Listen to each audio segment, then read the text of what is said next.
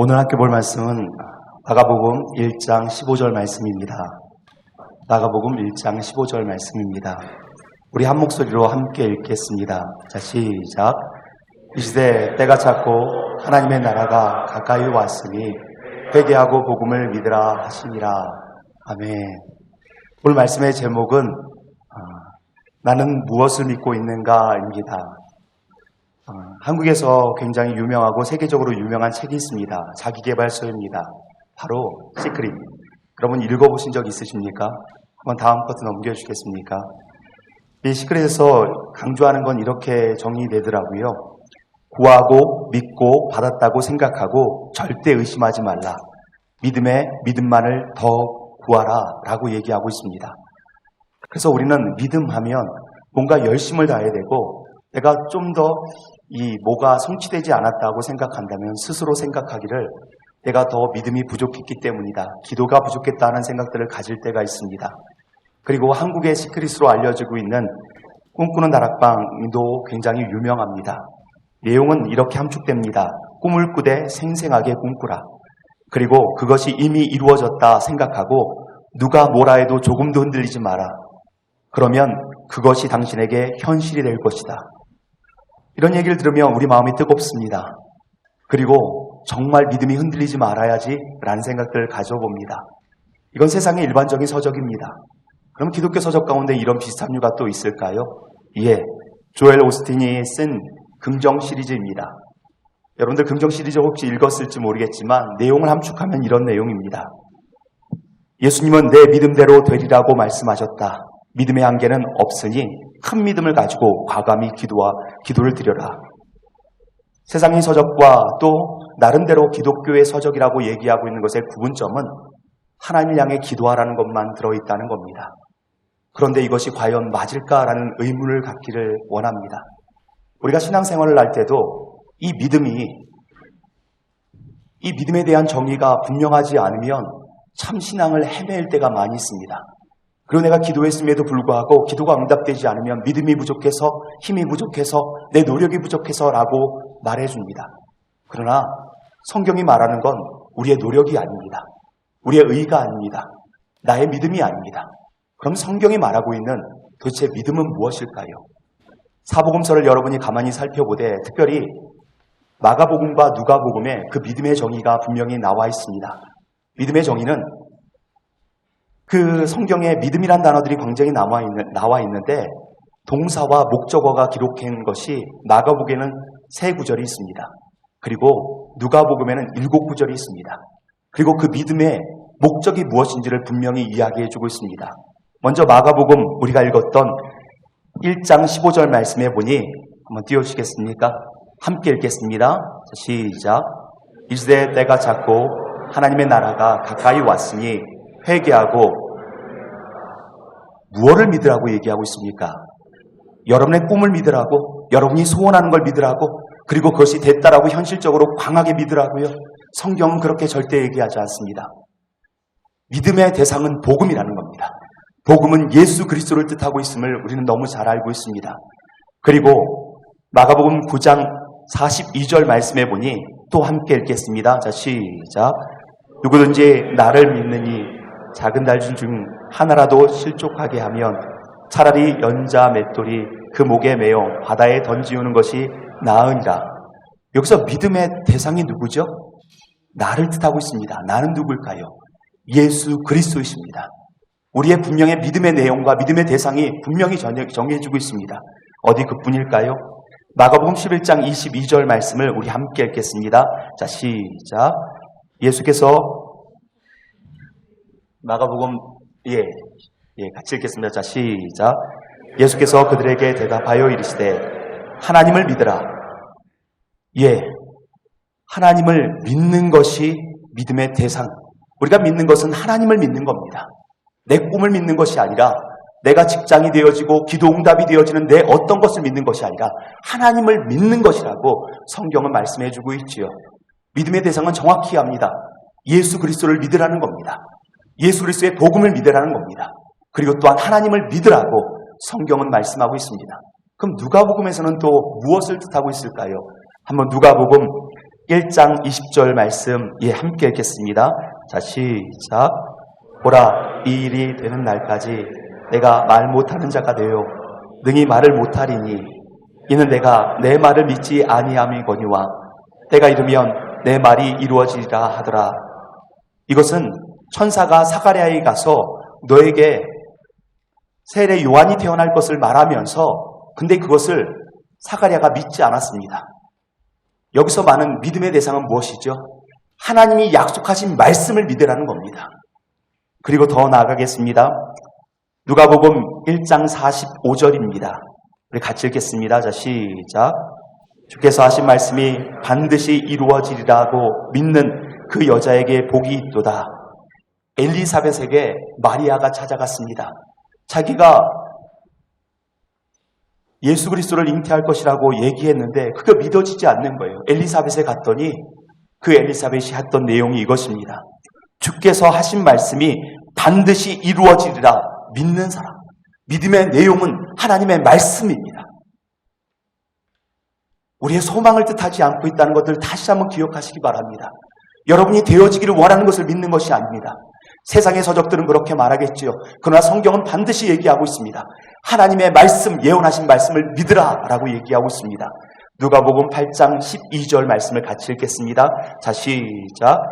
길가에 있다는 것은 말씀을 들은 자니 이에 마귀가 그 믿어 구원을 얻지 못하게 하려고 말씀을 그 마음에서 빼앗아갑니다. 이것은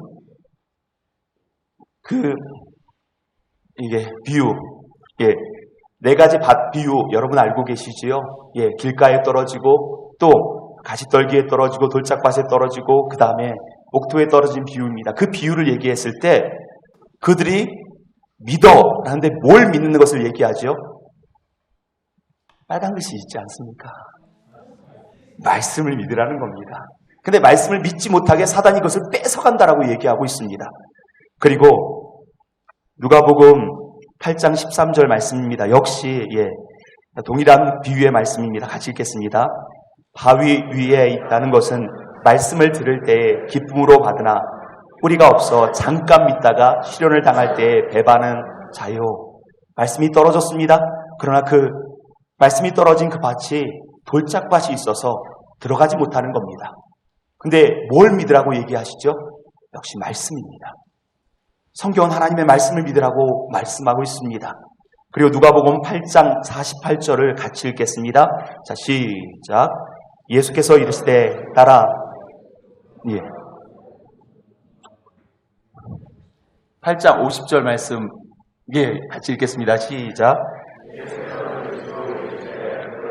알고 믿기만 하라. 그리하면 딸이 구원을 얻으리라 하시고 뭘 믿으라는 걸까요?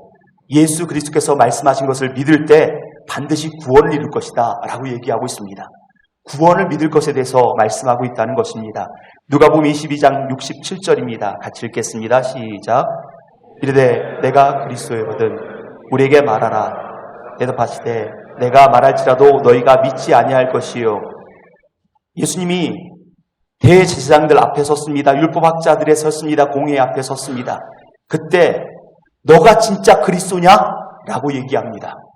그러나 너희가 믿지 않을 것이라는 것은 결국 뭘 뜻하시죠? 뭘 믿어야 된다는 걸 얘기하고 있지요? 예수님이 그리스도라는 것을 믿어야 된다는 것들을 말해주고 있습니다. 그리고 마지막으로 누가복음 24장 25절 말씀입니다. 같이 읽겠습니다. 자, 시작. 이 시대에 믿으라고 선지자들이 말한 모든 것을 마음에 더디 믿는 자들이요. 이건 예수님께서 십자가에 못 박혀 죽으시고 제자들이 엠마오로 가는 그곳에서 예수님을 발견했고 그 예수님께서 말씀하신 내용입니다. 이르시되 믿으라고 선지자들이 말한 모든 것을 마음에 더디 믿는 자들이요. 우리 믿음의 대상이 뭐라고요? 선지자들이 말한, 정확히 이야기하면 구약 성경을 뜻하고 있습니다. 그럼 우리는 간단하게 정리할 수 있습니다. 믿음이란 예수 그리스도를 믿는 것이고 하나님을 믿는 것이고 그분께서 말씀하신 것을 믿는 겁니다. 거기에 우리의 믿음을 더하는 것을 얘기하고 있다는 것입니다. 여러분이 믿는 대상을 정확히 해야 합니다. 아니면 세상과 섞여서 어떤 것이 믿음인지 헷갈릴 때가 있다는 것들을 꼭 기억하시기 바랍니다. 누가복음에 쓰인 믿는다는 것은 동사를 살펴보니 무엇을 믿는가 선명하게 되어집니다. 믿음의 내용은 놀랍게도 예수 그리스도의 말씀이요 하나님께서 하신 말씀이요 예언자들이 하신 말씀입니다. 구약과 신약을 얘기하고 있겠지요. 이 말씀을 통해서 이 말씀하신 하나님을 신뢰하라고 말씀하고 있습니다. LA에 관광객들이 놀러오면 가이드들이 꼭 가야 되는 것을 추천하는 곳이 몇 곳이 있습니다. 그곳에서 빠지지 않는 곳이 있어요. LA 게리 박물관 혹시 갔다 오셨습니까? 게티 박물관 갔다 오면 여러분은 그 그림과 그리고 그 웅장함에 갖춰진 그런 작품들을 보면서 한 몇 시간 정도 보시고 돌아오십니까? 여행 가이드가 추천하는 건요, 적어도 3일 정도는 보셔야 합니다. 그리고 한 5일 정도는 보셔야 합니다. 근데 이 대상들은 누굴까요? 작품을 볼 수 있고 전문가적인 눈을 가진 사람들, 소양을 가진 사람들이 그렇게 본다는 겁니다. 저도 게티 박물관을 갔습니다. 밑에서 좋다, 멋있다, 이야 잘 그렸네, 이게 유명한, 근데 이렇게 조그맸나? 막 이렇게 하면서 이제 보면서 작품을 보고 딱 하는데, 근데 한 작품에 딱 한 분이 딱 머물러 있더라고요. 근데 뭔가 깊이 심취되어 있더라고요. 뭘 볼 게 있다는 거지? 그래서 저도 옆에서 그 사람을 쳐다봤습니다. 근데 계속 보시더라고요. 근데 너무 오래 기다리고 있으니까 저도 그냥 갔죠. 그리고 쫙 1시간 반 정도를 돌고 그 자리에 딱 왔는데 그 사람이 그대로 있습니다. 작품을 볼 수 있는 사람입니다. 무엇을 여러분에게 말씀드리려고 하냐면 믿음의 대상을 정확히 알면 그분을 사랑할 수 있습니다. 그리고 그것을 누릴 수 있습니다. 그러나 얕게 알면 그냥 스쳐 지나가는 겁니다. 누가 스쳐 지나가죠? 예수 그리스도의 가치가, 그리고 하나님의 가치가, 하나님의 말씀의 가치가, 구약의 말씀의 가치가 스쳐 지나갈 뿐입니다. 그러나 아는 사람들은 주님을 더 사랑하게 되고, 더 주님을 사랑하는 사람은 더 주님을 알아가게 됩니다. 그리고 그곳에서 그 십자가를 생각하고 말씀을 묵상할 때 깊이 그 자리에 머물러 있을 줄 있다는 것입니다. 그러면 하나님께서 말씀하신 것이 도대체 뭘까가 중요하지 않습니까? 하나님께서는요, 그분이 말씀하신 건 과거 행하신 것과 지금 행하시고 있는 것, 앞으로 행하실 것에 대해서 말씀하고 있습니다. 그럼 하나님께서 과거 행하신 것이 무엇이지요? 하늘과 땅과 그 가운데 모든 만물을 창조하셨습니다. 그분은 창조주이시며 그분은 왕이십니다. 믿으십니까? 아멘. 예. 그렇게, 그리고 그 중앙에 누구를 세우셨죠? 가장 빼어난 에덴이라는 중앙에 누구를 세우셨습니까? 자기의 형상, 자기의 모양을 따라 사람을 세우셨습니다. 사람을 사랑하기로 결정하셨습니다. 그리고 사람에게 모든 것들을 쏟아부으셨습니다. 대리통치자로 모든 것들을 맡기셨습니다. 모든 사람들에게, 아니 모든 피조물에게 생육하고 번성하여 땅에 충만하라고 얘기했지만 오직 사람에게는 뭘 얘기했지요? 다스리고 정복하라. 이것은 인간의 개념으로 가지면 잘못된 가치가 아닙니다. 이것은 어떤 것을 뜻하고 있냐면 하나님의 성품대로 그 모든 창조의 사역들을 이루셨으니 그것을 잘 가꿔라, 잘 케어해라 라고 말씀하신 거예요. 그리고 인간은요, 그것들을 감당했습니다. 그때는 행복했던 시간들이 있었습니다.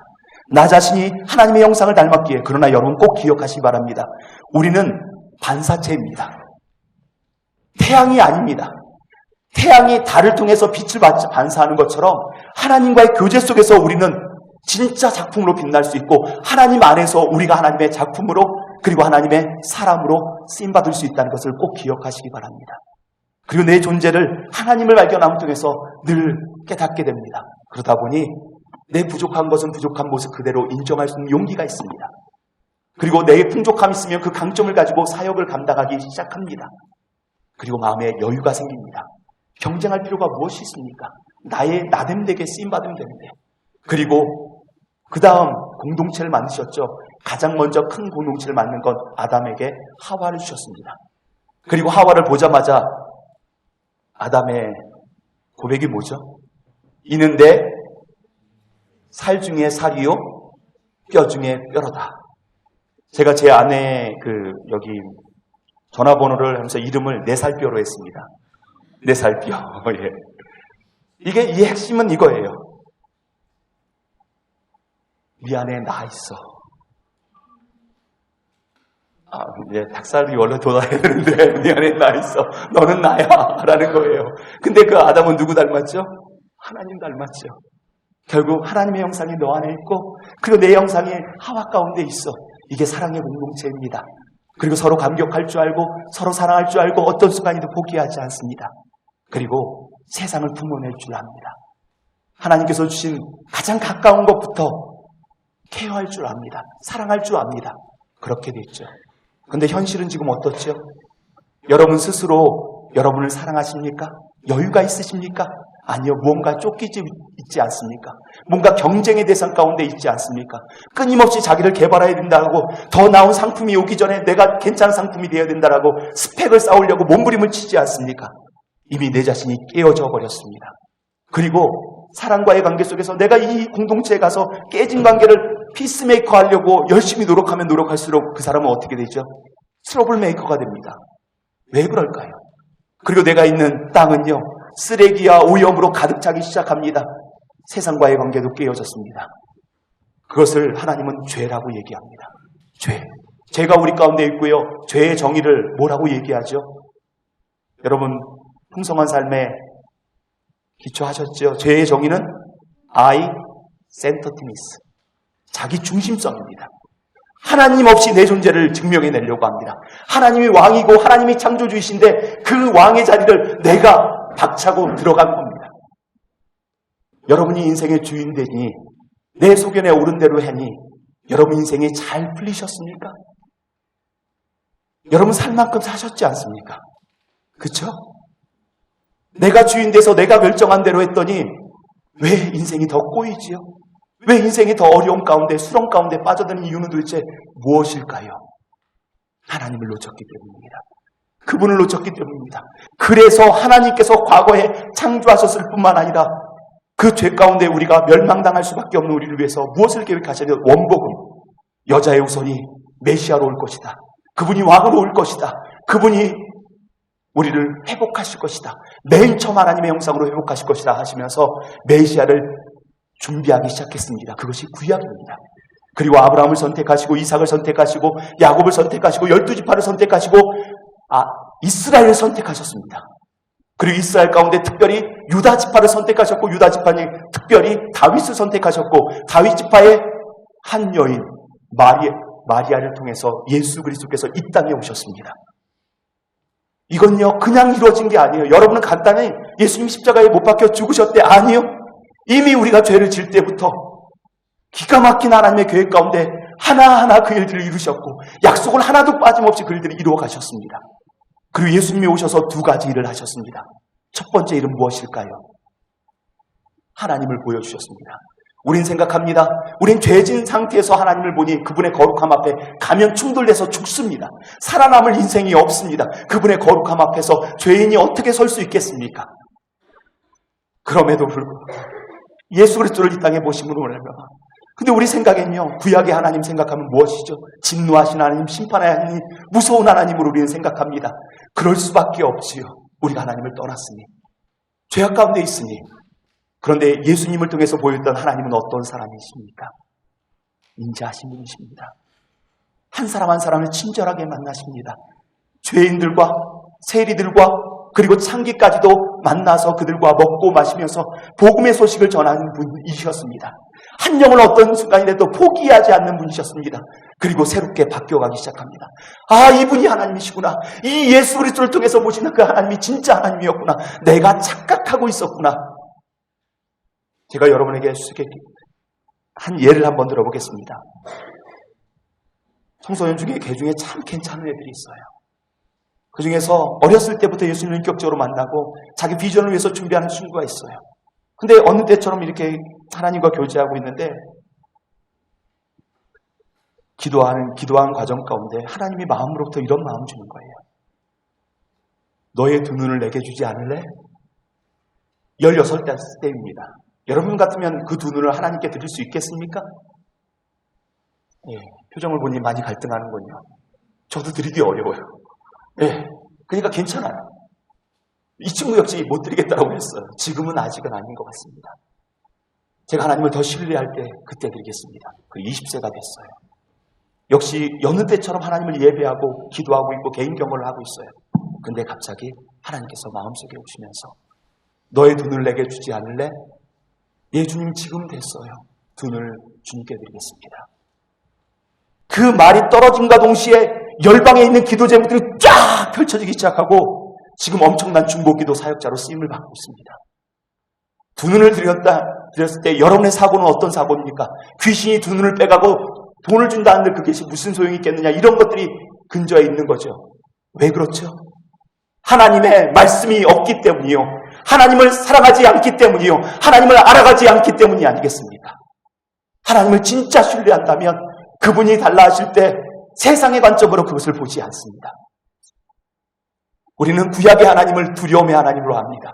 그러나 예수 그리스도를 통해서 보내셨던 그 하나님은 사랑의 하나님이고 인자의 하나님이고 포기하지 않는 하나님이고 끝까지 우리를 위해서 동행하신 하나님이고 절대 여러분을 포기하지 않습니다.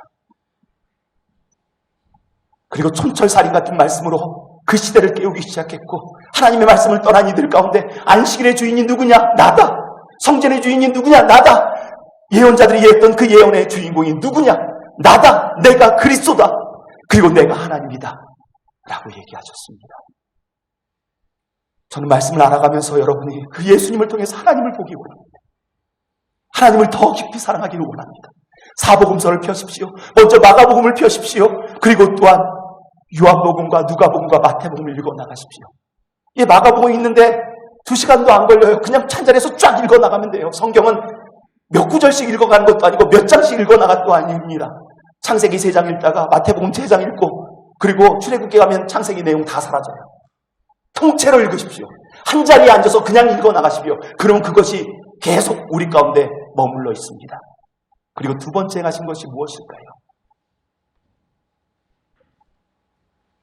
예수님이 하나님을 보여주셨고 두 번째 행하신 것, 하나님을 무시하고 내가 스스로 주인 되고 그거에 대한 반드시 대가가 있습니다. 근데 그 대가를 반드시 우리는 지불해야 합니다. 여러분 직장 상사 중에서 마음에 안 드는 사람이 있어요. 그리고 고의적으로 그를 무시합니다.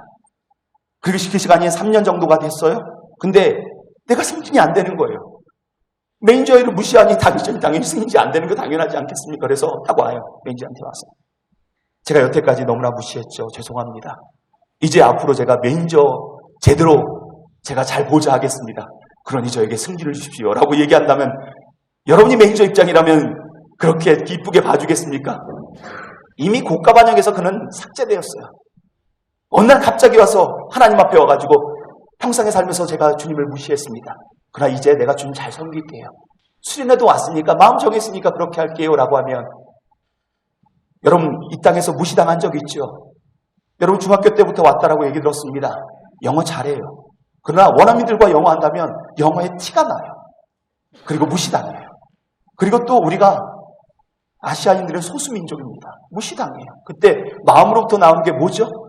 분노입니다. 왜? 인격적인 존재이기 때문에.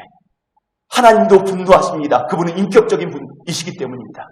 반드시 하나님을 무시한 대가를 지불하게 될 겁니다.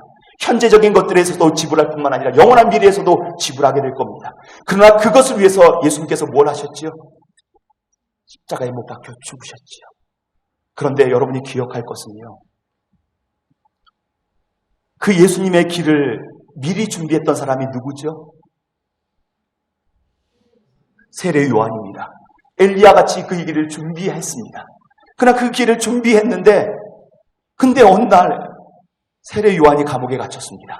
감옥에 갇혀서 예수님의 소문을 가만히 다 듣습니다. 근데 마음에 두려움이 있는 거예요. 어떤 두려움일까요? 내가 생각한 메시아가 아니에요. 제자들을 보냅니다. 그리고 예수님 앞에 묻습니다. 예수님, 진짜 예수님께서 메시아십니까? 아니면 제가 다른 일을 기다리겠습니까? 세례 요한은요, 예수님에게 세례를 줬을 뿐만 아니라 비둘기 같은 성령이 임하는 것을 봤습니다. 봤는데도 의심이 되는 거예요. 그리고 이사야 말씀대로 안진뱅이가 일어나고 눈먼 자가 눈을 뜨고 가난한 자에게 복음이 선포되는 것을 경험했습니다. 이미 제자를 통해서 들었어요. 그런데 왜 정말 메시아 맞습니까? 라고 얘기했을까요?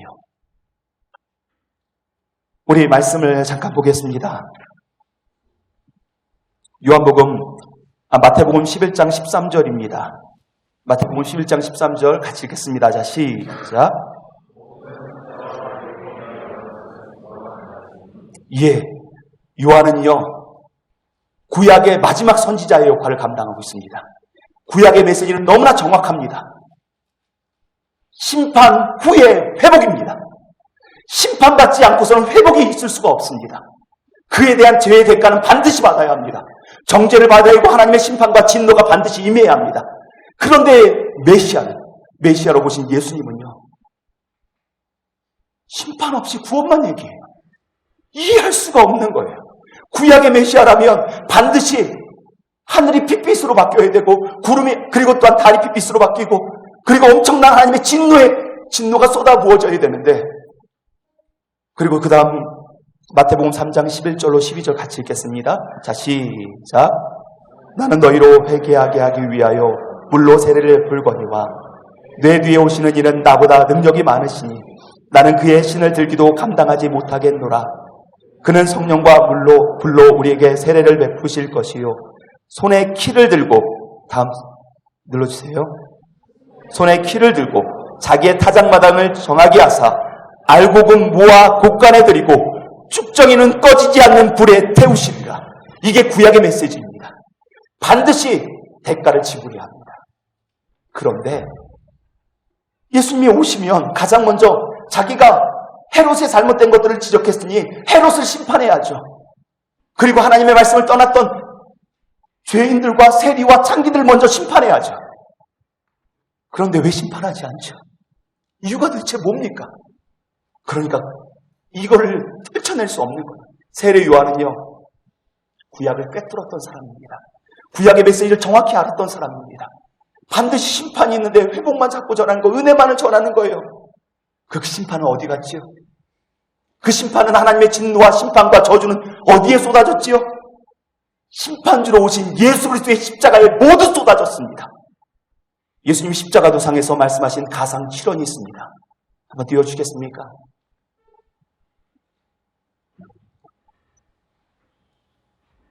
예수님이 십자가 도상에서 했던 것 첫 번째, 아버지여 저들의 죄를 사하여 주옵소서.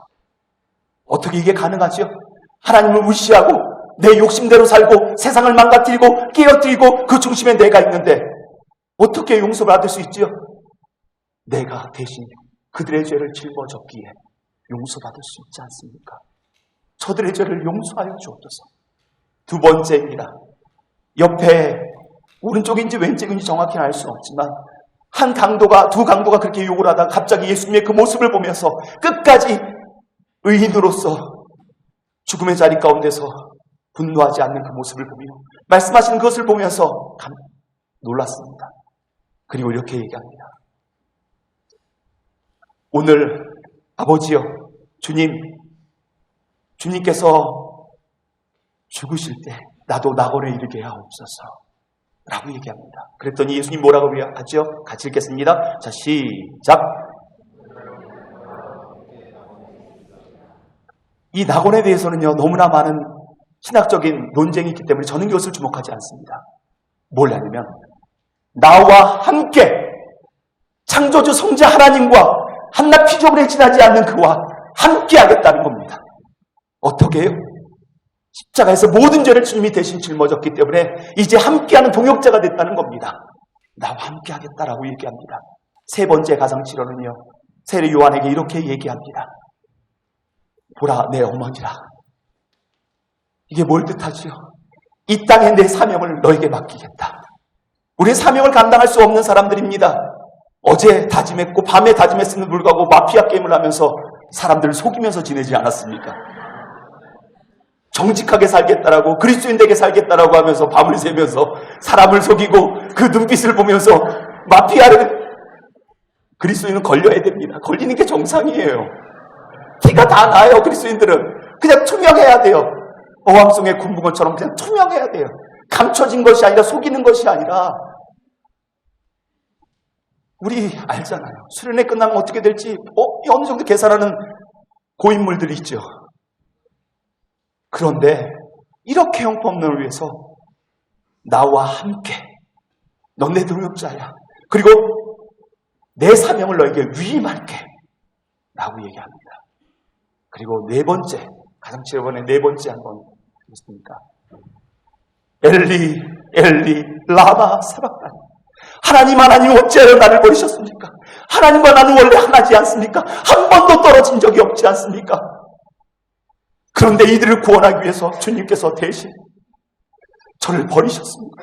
그래 아버지요, 제가 버림받았기에 영원히 하나님의 백성들이 버림받지 않습니다. 제가 주님으로부터 멀리 떠난 그 저주에 임했기 때문에 하나님의 백성, 예수를 들주고 살아 고백한 사람들은 영원히 주님께서 버리지 않고 포기하지 않으십니다. 주님이 버림받으셨기에 우리는 영원히 버림받지 않습니다. 다섯 번째, 내가 목마르다. 주님이 목마르셨기 때문에 우리는 영원히 목마르지 않는 생수의 강이 성령께서 우리 안에 차고 넘치게 하는 겁니다. 다시 영성이 회복되어지기 시작하고, 다시 기도가 회복되어지기 시작하고, 은혜가 회복되어지기 시작하는 겁니다. 여섯 번째, 뭐라고 말씀하시죠?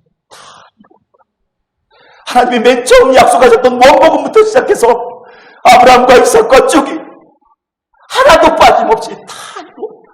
주님, 제가 이들을 구원하기 위해, 이들을 나오미 만들기 위해서, 이들을 하나님의 백성 만들기 위해, 하나님의 작품 만들기 위해 다 이루었습니다. 부족함이 없이 다 이루었습니다.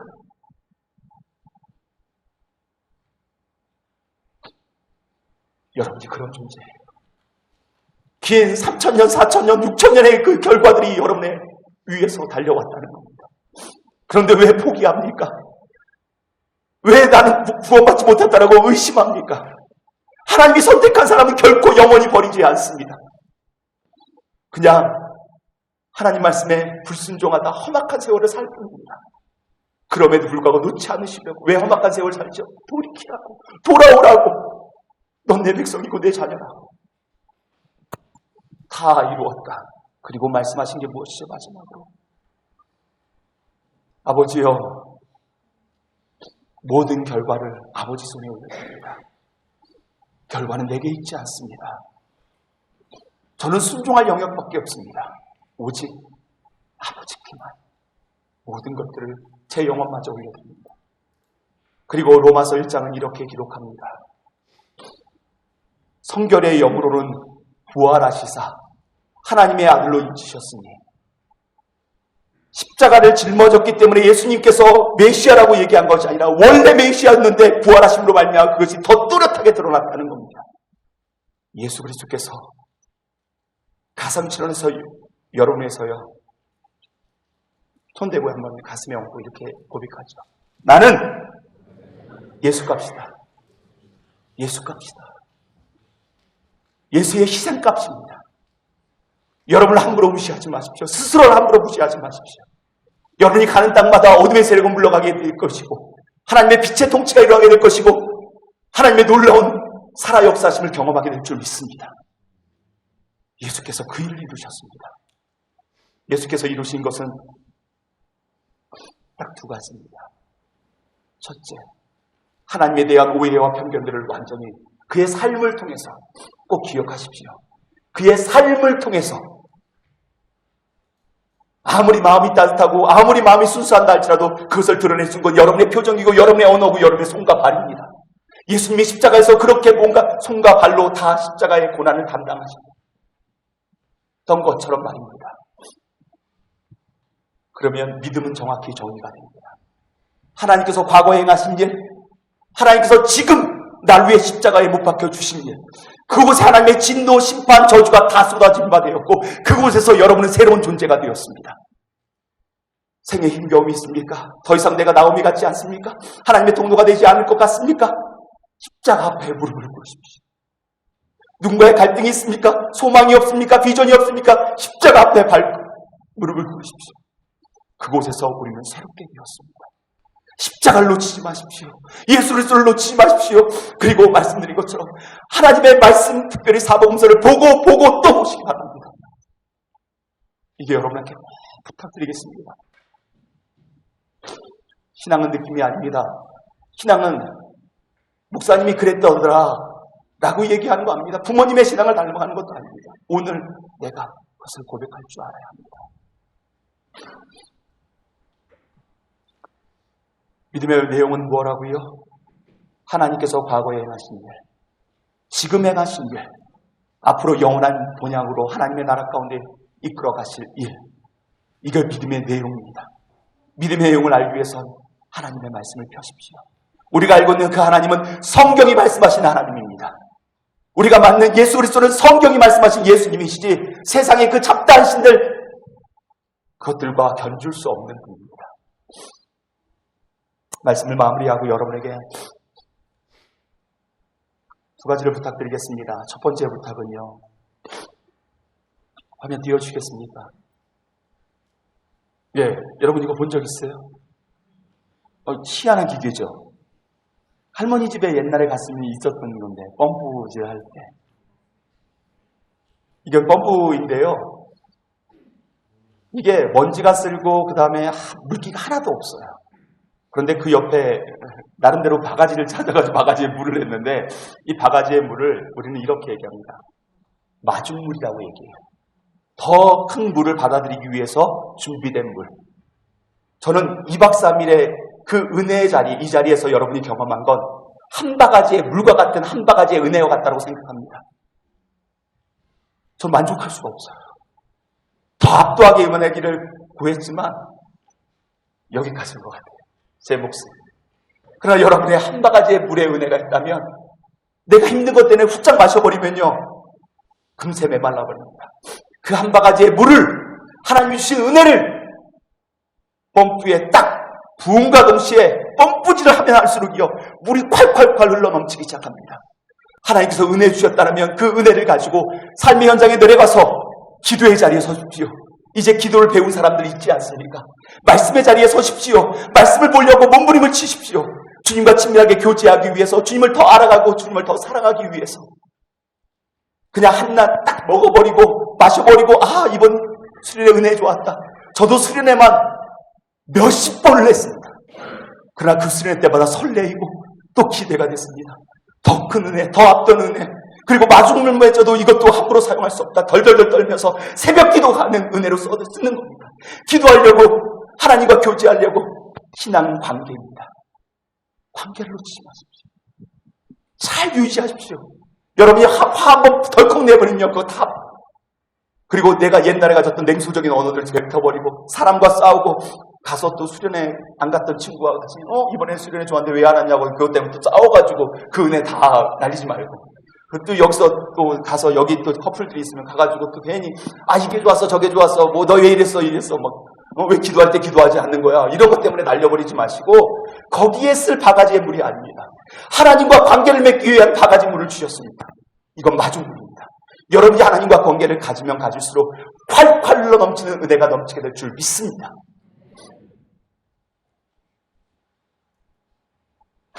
그러기 위해서요. 시간을 구별해야 합니다. 공간을 구별해야 합니다. 지금 생각하죠. 월, 화, 수, 목, 금, 토. 아침, 점심, 저녁 언제가 제일 주님과 교제할 수 있는지 머릿속에 생각하십시오. 그 마중물을 하나님께 드릴 수 있는 그리고 여러분의 집이 교회가 아니면 홀로 있는 카페라든가 그곳이 주님과 친밀하게 교제할 수 있는 공간입니까? 기도의 골방입니까? 어디입니까? 지금 생각하십시오. 지금. 맨 처음 얼만큼 기도할 수 있겠습니까? 5분부터 시작하죠. 알람 5분 딱 하고 그 자리에 딱 앉아서 가만히 있는 거예요. 주님, 기도는 사귐입니다. 주님, 저 오늘 수련회 갔다 왔는데 목사님이 이렇게 얘기하셔서 지키려고 주 앞에 섰어요. 그러나 기도할 줄 몰라요. 이게 기도예요. 그냥 솔직하게 주님 앞에 말하면 됩니다. 마지막으로 한 가지만 말씀드리겠습니다. 저는 영락 청년부에서요. 여러분이 청년부를 마칠 때쯤 다 작년부 가겠죠? 결혼해서 가기를 축원드립니다. 갈 때 청년부들 앞에서 만약 인사할 기회가 있다면 이랬으면 좋겠어요. 청년부의 마지막으로 쓸 때 내가 예수 그리스도를 닮아갔던 것처럼 너희도 나를 본받는 자 되라. 우리의 인생이 끝날 때 모든 성도들 앞에 서서 내가 예수 그리스도를 사랑하고 예수 그리스도 안에 거하고 예수 그리스도의 관계 가운데 진실하게 섰던 것처럼 여러분은 나를 본받으십시오. 그 교회가 가장 행복한 교회입니다. 복음을 누가 믿습니까? 십자가에 2000년 전에 한 여인이 애를 뱉대요. 이거 누가 믿습니까? 2000년 후에 태어날 나를 위해서 십자가에 못 박혀 죽으셨답니다. 이걸 누가 믿습니까? 근데 우리는 믿어져요. 그 진짜 믿는 세대가 있었기 때문에 교회 공동체 안에서 믿음의 본들이 항상 있어 왔습니다. 믿음의 선배들이 있어 왔습니다. 맨 처음 영적 아이일 수 있고 영적 청년일 수 있고 영적 부모일 수 있는데 영적 부모들이 항상 있어 왔습니다. 그게 공동체의 파워입니다. 내가 닮아갈 사람이 있다는 것. 그리고 그 사람이 여러분이 되기를 원합니다. 저도 제 인생이 끝날 때 내가 예수 그리스도를 닮아가기 위해서 바른 길을 걸어갔던 거죠. 여러분, 나를 본받으십시오. 상당히 교만한 말이겠죠. 아니요. 그러나 초대교회가 그렇게 왔기 때문에 복음이 지금까지 이루어졌습니다. 2000년의 역사 가운데 수많은 사람들이 사기꾼이라고 기독교는 거짓말이라고 얘기했음에도 불구하고 만났더니 진짜 믿는 거예요. 진짜 살아내는 거예요. 살아낸 공동체가 있는 거예요.